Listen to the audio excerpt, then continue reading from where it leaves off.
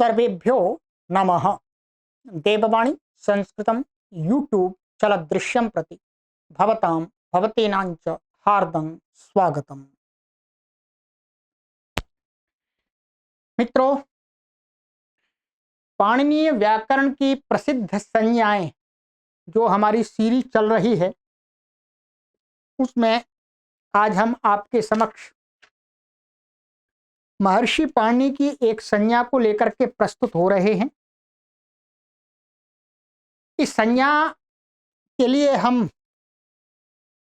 कुछ सूत्रों का प्रयोग करेंगे। ठीक है, थोड़ा ये वीडियो बड़ी बनेगी क्योंकि इस संज्ञा को करने वाले कई सूत्र हैं। ठीक है, इस संज्ञा को करने वाला 1 2 3 4 और 5 6 7 सूत्र हैं। तो 7 सूत्र हैं, सातों सूत्रों से एक ही संज्ञा होती है। ठीक है, चलिएगा धैर्य पूर्वक थोड़ा देखते रहिएगा। ठीक है, ये संज्ञा है हमारी प्रगृह्य संज्ञा। क्या है ये?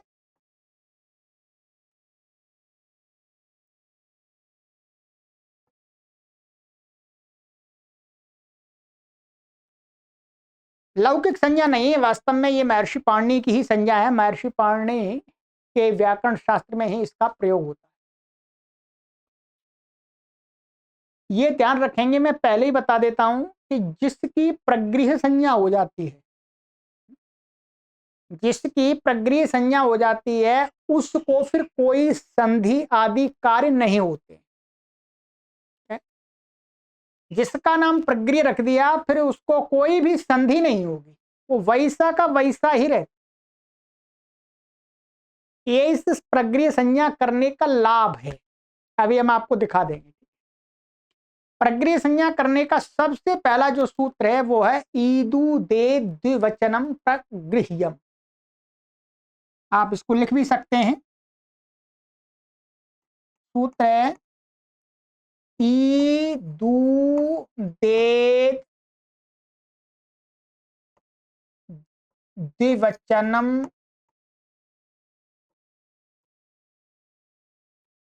प्रगृह्यम।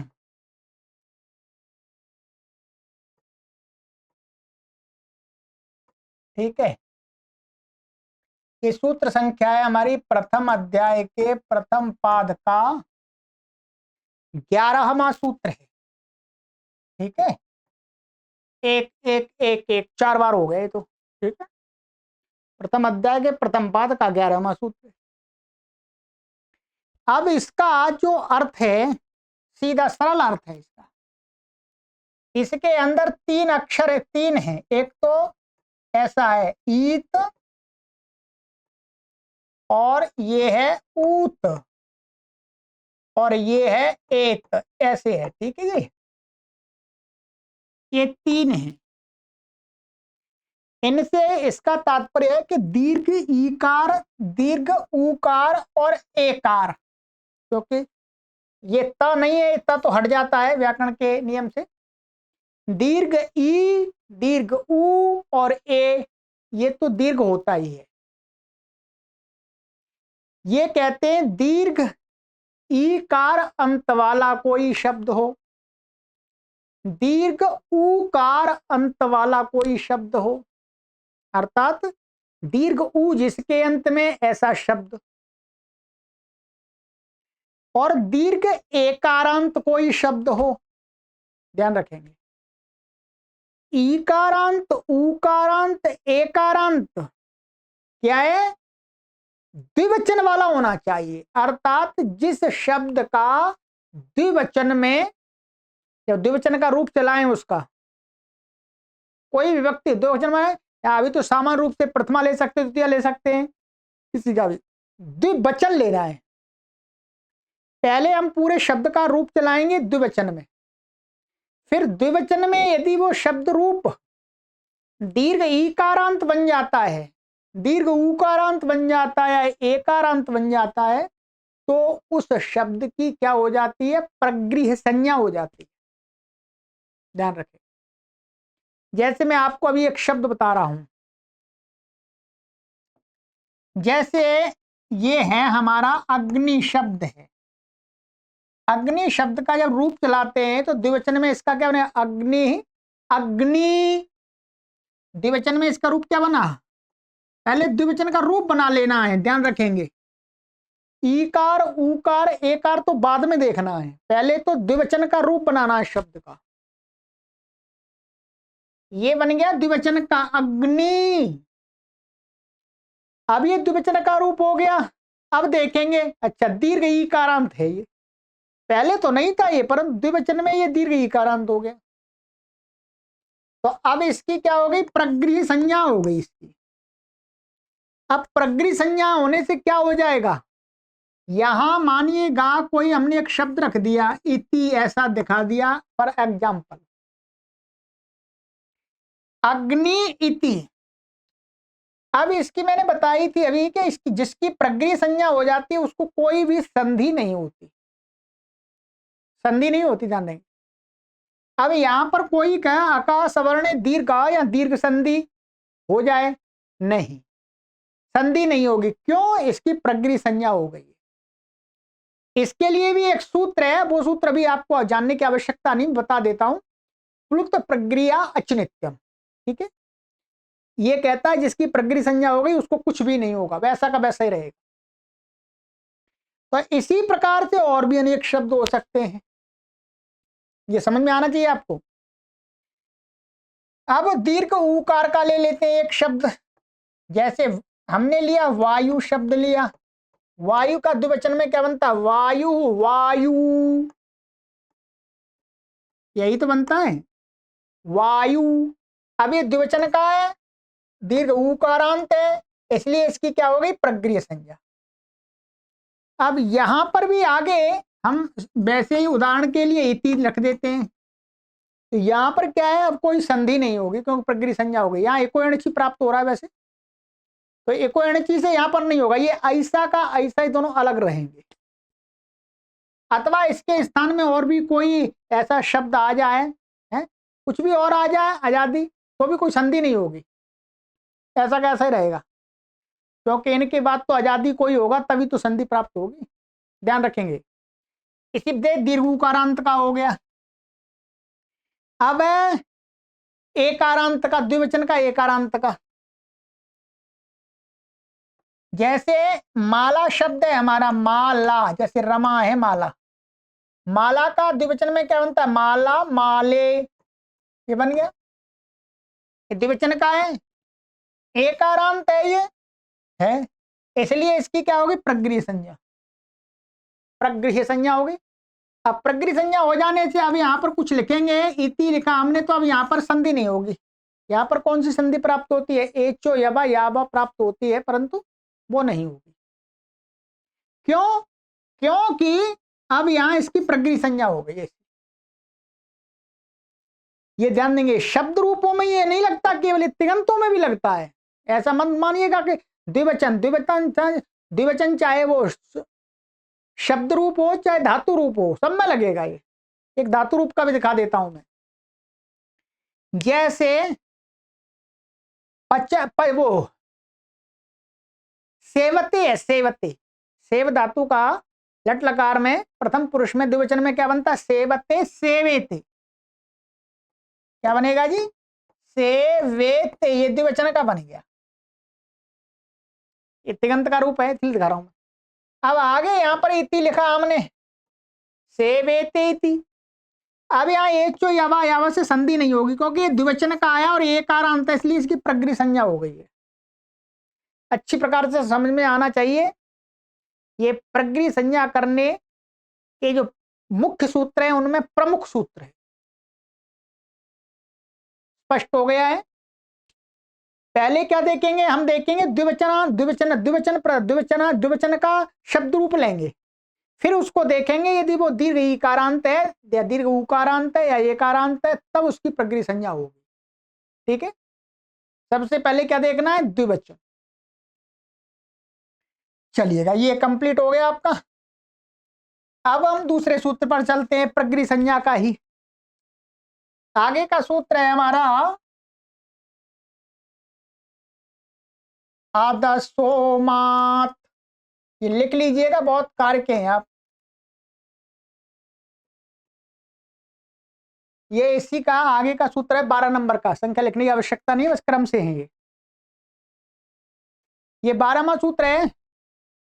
ये क्या कहता है इसको समझ लीजिएगा। ये कहता है कि ये अदस शब्द है, अदस, अदस माने वह, सर्वनाम है। अदस शब्द कहते हैं कि अदस शब्द का यहां पर द्विवचन नहीं आएगा, ध्यान रखेंगे, इसमें द्विवचन नहीं देखना, ये देखना है कि अदस शब्द का कोई रूप चलाएंगे, स्त्रीलिंग, नपुंसकलिंग, पुल्लिंग।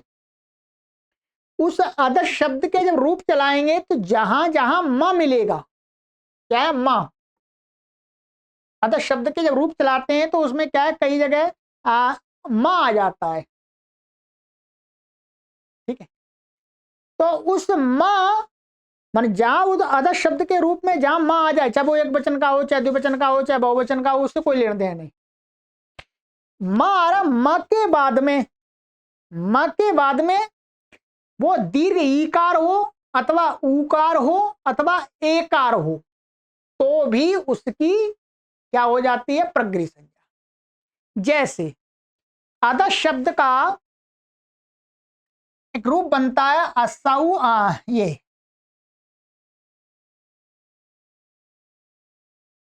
आमी, ये रूप बनता है, क्या बनता है, अमी।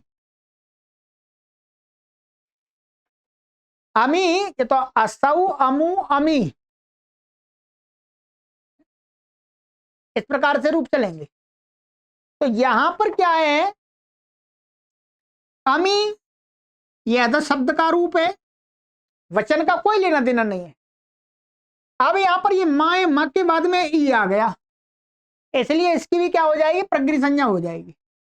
अब यहां पर भी यदि अमी अत्र, तो यहां कोई संधि नहीं होगी, एक कोई अणिची से संधि नहीं होगी, संधि नहीं होगी, ध्यान रखेंगे।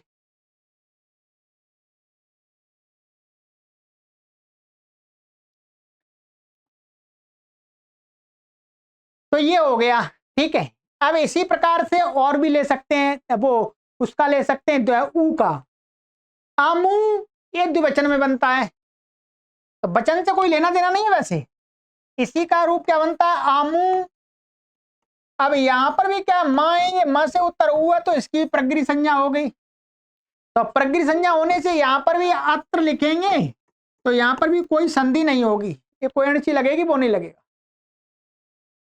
ऐसे ही एकार का उदाहरण इसका नहीं मिलता, क्या है, अमी का एकार का उदाहरण नहीं मिलता, इसलिए यहां पर इसका नहीं होगा, वैसे ईकार और ऊकार का ही घटित होगा। तो ये ध्यान रखेंगे अदस शब्द का। अब है आगे एक सूत्र और है, सूत्र कई हैं अभी तो चलता रहेगा, चलिएगा निरंतर बताता हूं। आगे सूत्र है हमारा शे, ध्यान रखेंगे, ये सामान्य सूत्र नहीं है, छंद में प्रयोग होता है शे। क्या है, शे। ये शे, जो शे है, ये क्या छंद में आदेश होता है, क्या आदेश होता है। ये क्या होता है वस्तुतः, इसके लिए व्याकरण में एक सूत्र अष्टाध्यायी में, तो जो कहीं पर सु को भी शे हो जाता है, कहीं गे को शे हो जाता है, ठीक है, कहीं आम को शे हो जाता है, कहीं टा को शे हो जाता है, तो जो कहते हैं शे, ये जो शे है इसकी भी क्या हो जाती है, प्रगृही संज्ञा। इसका उदाहरण दिया है इन्होंने, ये वास्तव कि छांदस है, वेद में इसका प्रयोग होता है, ध्यान रखेंगे। तो शे आदेश वाला एक शब्द है, अस्मे इंद्रा बृहस्पति, क्या है, अस्मे इंद्रा बृहस्पति,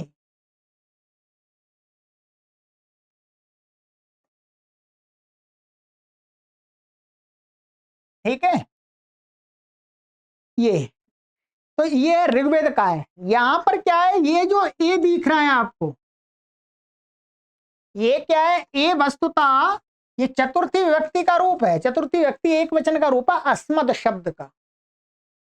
तो यहां पर क्या है, इसको ये है चतुर्थी का, इसको अस्मद शब्द से उत्तर एक व्याकरण में अष्टाध्यायी के सूत्र से क्या हो जाता है, शे हो जाता है इसको, और शे का स चला जाता है, ए बचता है।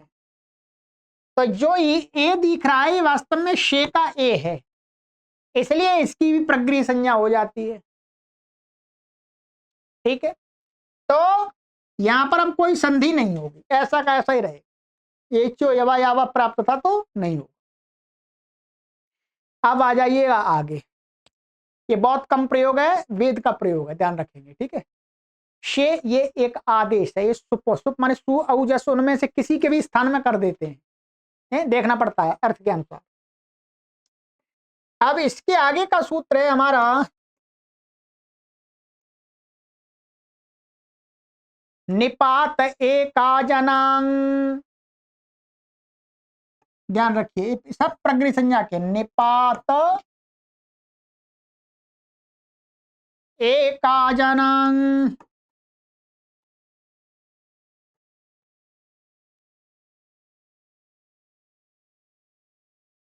ये हमारा क्रम में 14वां सूत्र है। ठीक है, निपात संज्ञा की गई है व्याकरण में, क्या है, ये प्रथम अध्याय के चतुर्थ पाद में संज्ञा की गई है, वह वहीं देखेंगे।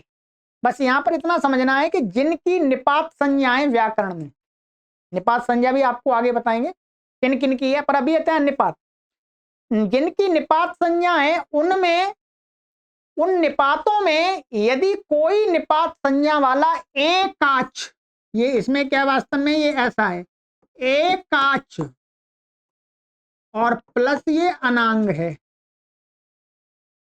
ठीक है, एकाच माने केवल ऐसा निपात जिसमें केवल एक अच मात्र है, कोई व्यंजन आदि कुछ भी नहीं है, बस अच ही अच है। उस एक अच वाले, एक अच का मतलब कोई व्यंजन भी नहीं होना चाहिए, दूसरा भी नहीं होना चाहिए, केवल मात्र एक अच के निपात हैं कुछ, उनकी भी प्रगृह संज्ञा हो जाती है। परंतु यहां ये कहा इन्होंने, ये यहां पर आंग है, आंग का क्या है, ये हट जाता है, आ बचता है, ये भी क्या है, निपात है, ये भी निपात है, परंतु इसको मना कर दिया कि ये आ अकेला जो निपात है आंग वाला आ, उसकी प्रगृह संज्ञा नहीं होती है, मना कर दिया अनांग। ठीक है, अब जैसे एक दो उदाहरण मैं आपको देता हूं, जैसे यहां पर ये है निपात आ, एक अनिपात है, ये चादई और सत्व में पड़ा हुआ है। ठीक है, ये चादई और सत्व ये चौथे पाद में है प्रथम अध्याय के, तो वहां पर इससे क्या है, आ की निपात संज्ञा है, और ये देखिए अकेला ही है आ, और कुछ भी नहीं है इसमें। अब इसकी हो गई प्रगृह संज्ञा इस सूत्र से। अब यहां पर अपे ही आगे ये आ रहा है, अब यहां पर आकाश समान दीर्घ नहीं लग सकता क्योंकि इसकी प्रगृह संज्ञा होगी, क्या होगी, प्रगृह संज्ञा। इसी प्रकार से और भी है, जैसे ई इंद्रम पश्य, यहां पर एक ई भी है, तो इसकी भी अकेला है, ये निपात है, तो इसकी ये चादई, चादई और सत्व से निपात है। ठीक है, चादई गण में है ये, तो यहां पर ई इंद्रम पश्य ऐसा ही दिया है। ठीक है, अब यहां पर इसकी प्रगृह संज्ञा होने से यहां पर संधि नहीं होगी आकाशवर्ण दीर्घ का। इसी प्रकार से उस चादी गण में अनेक एक अच वाले निपात हैं, उनकी प्रगृह संज्ञा हो जाएगी, फिर कोई संधि नहीं होगी। ठीक है, चलिएगा, ये हो गया। अब आ जाइएगा आगे, 4 सूत्र और हैं अभी अच्छा 4 सूत्र है अभी, 18 है पूरे, कोई नहीं अभी कर देता, अब सरल है। अब एक सूत्र है ओत, आइएगा लिखिएगा, सूत्र है ओत, क्रम से सभी सूत्र। ये कहता है कि ओ माने ये तो हट जाता है, ये ओ बचता है। यदि कोई निपात ऐसा है जिसमें अनेक वर्ण हैं और उसके अंत में यदि ओ मिल रहा है, क्या मिल रहा है? ओ, ये निपात अव्यय होते हैं, ओ मिल रहा है तो उस निपात की भी प्रगृह संज्ञा हो जाएगी। पूर्व वाले सूत्र से केवल एक अचमात्र की होती है, ठीक है, परंतु इसने कह दिया कि अनेक अच वाला भी निपात की हो जाएगी, परंतु उसके अंत में ओ होना चाहिए। जैसे आहो, ये है एक निपात, उसी चादीगढ़ में ही है ये, आहो, ठीक है। अब देखिए इसमें तीन वर्ण है, आ, हा और ओ, परंतु ये क्या हुआ, ये ओकारांत है, इसलिए इसकी भी निपात संज्ञा हो गई। अब इसमें यहां पर संधि नहीं होगी। अब जैसे आहो इति, प्रगृह संज्ञा होने जब संधि नहीं होगी, ऐसा ही रहेगा ये। इसी प्रकार से उताहो इति, एक उताहो, देखिएगा इसमें ओकारांत है, तो इसकी भी क्या हो गई, प्रगृह संज्ञा हो गई, इसी सूत्र से होती, ठीक है, ये हो गया। इसी प्रकार से नो इदानीम, जितने हो सकते हैं उतने मैं दिखा देता हूं आपको। क्या है नो, ये क्या है, एक निपात है। इदानीम, नो इंग्लिश वाला नो दिख रहा है आपको ये। अब यहां पर भी ये क्या है, निपात है, चादीगढ़ में पड़ा हुआ है, तो ये ओकारांत है, इसलिए यहां पर इसी प्रकार क्या हो गई, प्रगृह संज्ञा, तो संधि नहीं होगी। इसी प्रकार से अथो इति, क्या है, अथो इति, ये भी निपात ओकारांत है, इसकी प्रगृह संज्ञा हो गई। ऐसे आहो, अधुना, अहो, अरे अहो, ये भी क्या है, निपात है। अब यहाँ पर ये ऐसा प्रयोग हमने कर दिया, और भी कर सकते हैं शब्द, यहाँ पर कोई आजादी, ये तो संधि दिखाने के लिए संधि नहीं हो सकती यहाँ पर, तो इसकी प्रगृह संज्ञा होगी, तो ये भी है, संधि नहीं होगी, ठीक है। अब आगे का सूत्र आ जाइएगा। अब आगे का सूत्र है संबुद्धौ शाकल्यस्येतावनार्षे, इसको समझ लीजिएगा, ये एक आचार्य विशेष का नाम लिया है इसमें। क्या है, संबुद्धौ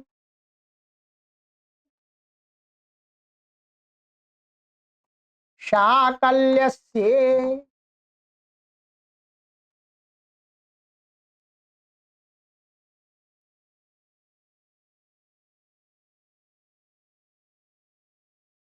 ठीक है जी, संबुद्धौ शाकल्यस्येता वनारस, वनार्षे है, वनार्षव नहीं, क्षमा कीजिएगा, ये क्या है, ये ऐसा है, वनार्षे, इसको तोड़ देंगे, एक शब्द तो ये है, दूसरा है शाकल्यस्य, क्या है, शाकल्यस्य, और फिर एक शब्द है इतौ, और फिर एक शब्द है अनारशी, इस प्रकार से है।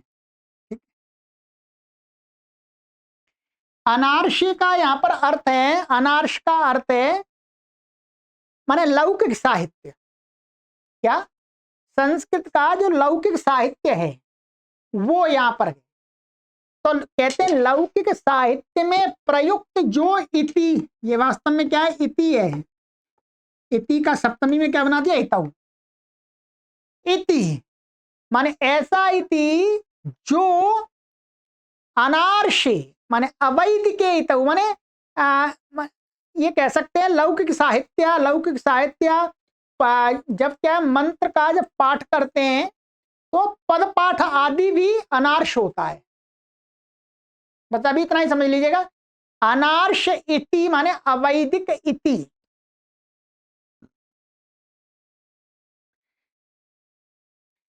तो मंत्र का पद पाठ आदि जैसे जटा पाठ आदि करते ना, उनमें इति इति पद के शब्दों के साथ इति इति जोड़ा जाता है, वो अनार्ष माना जाता है।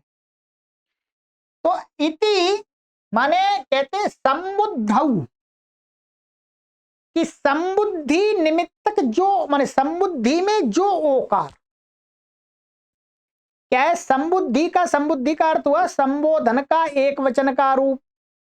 ठीक है, संबोधन का एक वचन का रूप, और वो रूप कैसा होना चाहिए, संबुद्धि में वो ओकारांत होना चाहिए।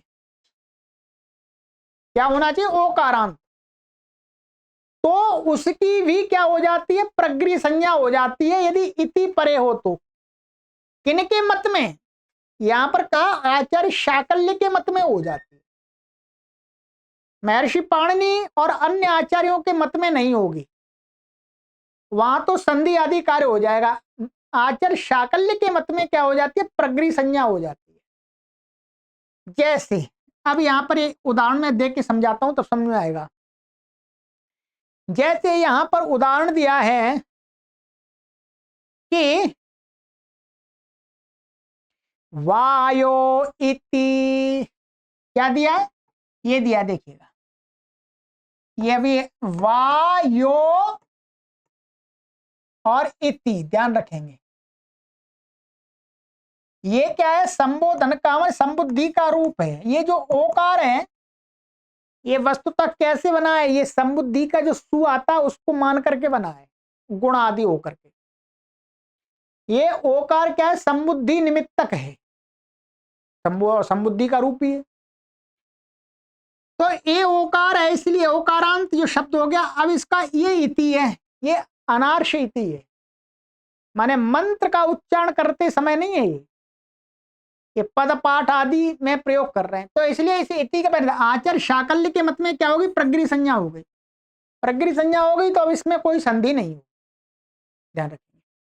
दूसरे आचार्यों के मत में इसकी प्रगृह संज्ञा नहीं होगी, तो दूसरे आचार्यों के मत में इसमें क्या, जैसे वायु वायु और ये इति है, तो यहां पर क्या है, प्रगृह संज्ञा नहीं हुई, नहीं हुई तो संधि हो जाएगी।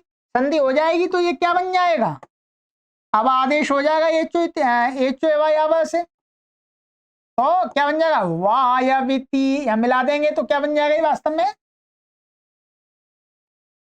वायविति, ये बन गया वायविति। ये तो महर्षि पाणिनि और अन्य आचार्यों के मत में हो गया जी, और ये शाकल्य के मत में हो गया।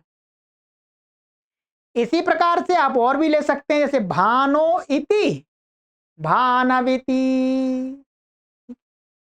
एक उदाहरण और ये देता हूं आपको, है भानो इति, ये तो शाकल्य के मत में प्रगृह संज्ञा हुई, संधि नहीं हुई। दूसरों के मत में संधि होकर के क्या बन जाएगा, भान विति, बन गया।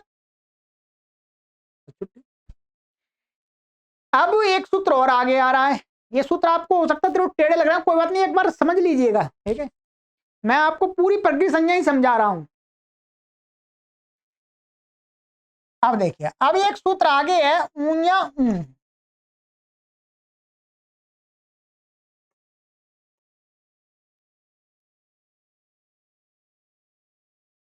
ये है, ठीक है,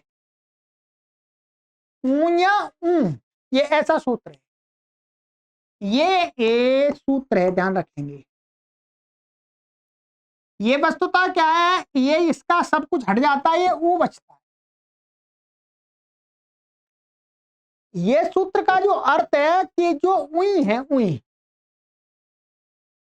कहते हैं कि आचार्य शाकल्य के मत में, ध्यान रखेंगे, आचार्य शाकल्य के मत में ये वाला इति परे हो, माने अनार्ष इति, अवैध की इति, तो आचार्य शाकल्य के मत में क्या हो जाता है, इसकी प्रगृह संज्ञा हो जाती है। ये समुद्धि का नहीं है, ये तो वही निपात है वास्तव में, ये क्या है, वही निपात है। तो ये कहते हैं इस उई की आचार्य शाकल्य के मत में क्या हो जाती है, प्रगृह संज्ञा। कब? अनार्ष इति परे हो आगे तो। और कहते हैं आचार्य शाकल्य के ही मत में, आचार्य शाकल्य के ही मत में इसको एक बार इस इति के परे रहते ऊ आदेश हो जाता है। क्या हो जाता है? ऊ। क्या हो जाता है? ऊ आदेश हो जाता है इस इति के परे रहते। ध्यान रखें, ये दो चीजें आचार्य शाकल्य के मत में हो गई। क्या? ये ऊ आदेश भी हो जाता है और इसकी भी प्रगृह संज्ञा हो जाती है, और यहां पर इस ऊ की प्रगृह संज्ञा हो जाती है। ये आचार्य शाकल्य के मत में होती है। और महर्षि पाणिनि और अन्य आचार्यों के मत में ये उई को, उई का जो ऊ बचता है उसको इति परे रहते ना प्रगृह संज्ञा होती है और ना इसको ऊ आदेश होता है। ध्यान रखें, अभी समझ लीजिएगा। आचार्य शाकल्य के मत में तो इसको एक बार ऊ आदेश हो जाएगा तब भी प्रगृह संज्ञा हो जाएगी, और जब इसको नहीं होगा उई तो ऊ का ऊ रहेगा तो भी प्रगृह संज्ञा हो जाएगी। दूसरों के मत में इसको कुछ नहीं होगा, ऐसा ही रहेगा तो प्रगृह संज्ञा भी नहीं होगी। इसका मतलब क्या हुआ? दूसरे आचार्यों के मत में इसकी प्रगृह संज्ञा नहीं होगी तो यहां पर तो क्या बन जाएगा? यण आदेश हो जाएगा, तो ये विति बन जाएगा। क्या बन जाएगा? विति। ये महर्षि पाणिनि आदि का मत है, ध्यान रखेंगे। और आचार्य शाकल्य के मत में ऐसा ही रहेगा, प्रगृह संज्ञा होगी तो कोई संधि नहीं होगी। तो ऊ इति मैंने बहुत सरल भाषा में समझा दिया आपको। ये दो आचार्य शाकल्य के मत के हैं और ये एक दूसरों के मत का है। यहां पर तीन बनते। आचार्य शाकल्य के मत में एक बार तो ऊ को ऊ भी हो जाता है, एक बार नहीं होता, पर प्रगृह संज्ञा दोनों पक्षों में होती है शाकल्य के मत में। चलिएगा, अब अंतिम सूत्र और ले लेते हैं। अंतिम सूत्र है ईदूतौ च सप्तम्यर्थे। वस्तुतः वेद में प्रयोग होता है, सामान्य भाषा में इसका कोई प्रयोग नहीं है। क्या है? ईदूतौ तौ च सप्तम्यर्थे।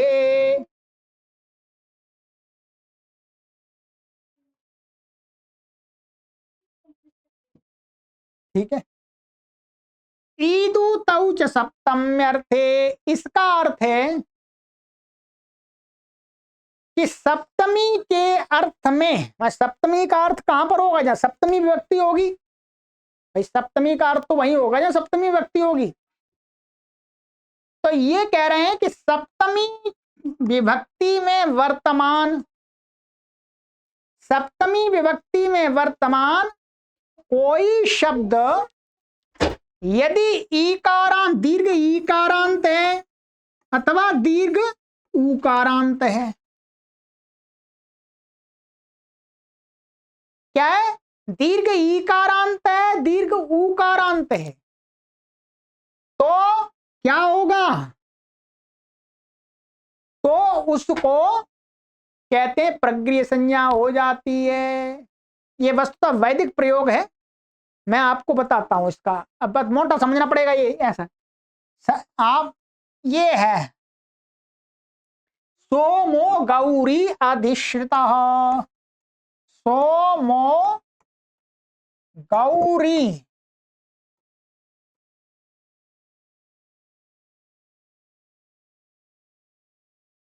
अधिश्रिता, ये इसका उदाहरण दिया जाता है। अब ये वस्तुता क्या है? ये आपको वैसे ऐसा लग रहा होगा प्रथमा विभक्ति का है, परंतु नहीं, ये सप्तमी विभक्ति एक वचन का रूप है। ये वेद में प्रयोग होने वाला है। सप्तमी विभक्ति का अर्थात यहां गौरी जो शब्द है, ये इससे यहां पर गी प्रत्यय आता है सप्तमी का। उस गी का क्या हो जाता है? अष्टाध्यायी के एक सूत्र से छंद में लुक हो जाता है, ये हट जाता है यहां से और उसका अर्थ रह जाता है। इसका अर्थ तो क्या है? गौरी में, गौरी में, ये अर्थ है इसका। गौरी में, सोम गौरी में अधिष्ठित है। तो यहां पर ये क्या है? इसमें सप्तमी के अर्थ में वर्तमान है, क्योंकि सप्तमी का गी आया तो उसका लुक कर दिया है। और अब देखेंगे ये दी गई इकारांत भी है, इसलिए इसकी क्या हो गई? प्रगृही संज्ञा।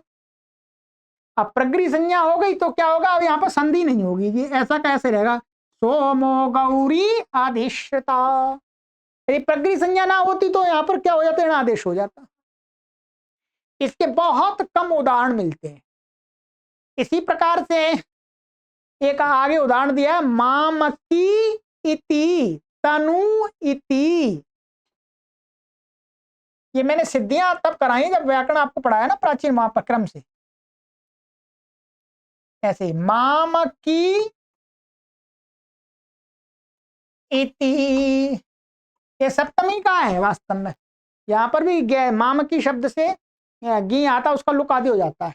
ऐसे ही तनु इति, ये भी सप्तमी का है। ये भी क्या है? सप्तमी का तनु। तो ये दीर्घ उकारांत है, तो यहां प्रगृही संज्ञा होने से क्या हो गई? संधि। बस यही प्रगृही संज्ञा के आपके 8 सूत्र थे, मैंने कंप्लीट करा दिए। सबसे बड़ी वीडियो बनी है इस प्रकरण की। कोई बात नहीं, बनी है, एक संज्ञा पूरी कंप्लीट आपकी हो गई। अब आपको मैंने पूरा बता दिया, प्रगृही संज्ञा इससे अतिरिक्त नहीं है आप कहीं पर भी। और ये भी मोटा मोटा ध्यान रख लीजिएगा कि प्रगृही संज्ञा जिसकी भी हो जाती है उसमें कोई संधि कार्य नहीं होती। ठीक है, चलिएगा अब आगे नई संज्ञा लेकर के आपके समक्ष उपस्थित होंगे। संख्या संज्ञा पूरी प्लेलिस्ट बना दी जा रही है आपके लिए, आप अपने मित्रगणों को भी शेयर करते रहिए। बहुत लाभदायक होगी हमारे सभी प्रकार के संस्कृत के पाठकों के लिए, ये मानिएगा। सर्वेभ्यो नमः।